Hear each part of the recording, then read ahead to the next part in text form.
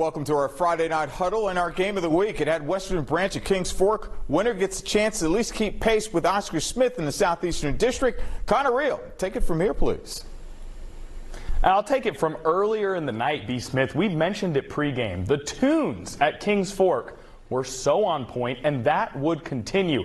The Kings Fork band throwing down some Usher here, and we have a secret Usher fan in our midst. ODU head coach Ricky Ronnie, locked in, captivated. I have a feeling he's there to see more than just the band and what's happening after and before halftime. So Kings Fork would drive all the way down to the 10-yard line, 15 plays, 8 minutes on the opening drive, only to have Western Branch's Jamari Parker pick it off and take it to the crib. Bruins up 7-0. Now that could deflate some teams, not this Kings Fork squad. On the very next drive, Cameron Butler finds Keontae Bumper to make it 7-7. Shortly thereafter, keep an eye on this young man right here over the next few years. Javon Ford with the rushing touchdown. That would make it 14-7. And a little bit of karate.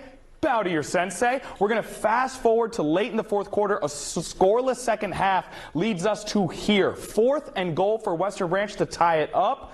Kings Fork would get the stop, and they would win 14-7. So the Bulldogs hold the Western Branch Bruins without an offensive score. B. Smith, you won't admit it because you're too modest. You predicted this before tonight, didn't you? What you got going on over on your side?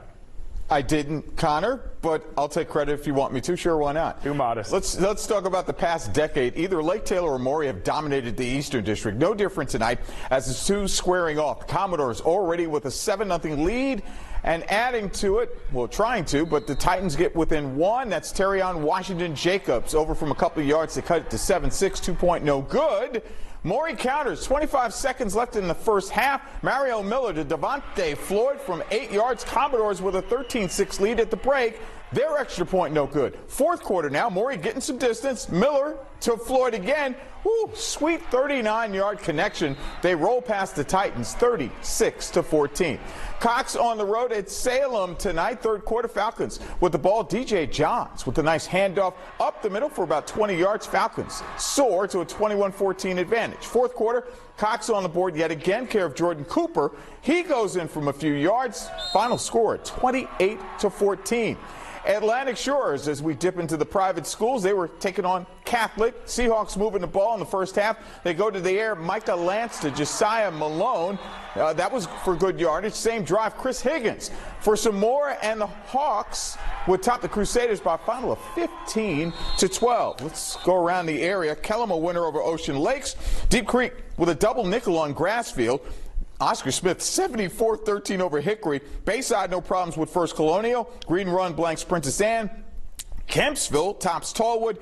Indian River over Nansemond River 27-17. Also Norcom blanks Granby 40-0, and Norview they fall to Churchland 14-8. Great Bridge 48-8 winners over Lakeland.